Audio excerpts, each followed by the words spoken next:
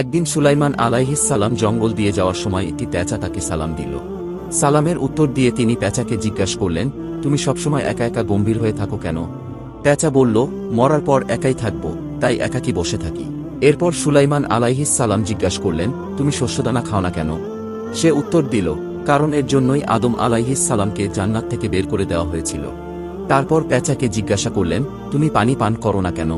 পেঁচা উত্তরে বলল, নূহ আলাইহিস সালামের কওমকে পানিতে ডুবিয়ে মারা হয়েছিল, এজন্য আমি পানি পান করি না। সুলাইমান আলাইহিস সালাম এরপর জিজ্ঞাসা করলেন, তুমি লোকালয়ে না থেকে কেন ঝোপঝাড়ে থাকো? পেঁচা বলল, এখান থেকে আমি বলতে থাকি কোথায় তারা যারা একদিন এখানে ছিল। তারপর পেঁচাকে জিজ্ঞাসা করলেন, তুমি দিনে বের না হয়ে রাতে বের হও কেন? পেঁচা বলল, দিনের বেলা মানুষ জুলুম নির্যাতন করে, তাই রাতে বের হই। সুলাইমান আলাইহিস সালাম বললেন, তুমি যখন ডাকাডাকি করো তখন কি বলো? পেঁচা উত্তরে বলল, আমি তখন বলি, হে মানুষ, আখিরাতের জন্য তৈরি হও।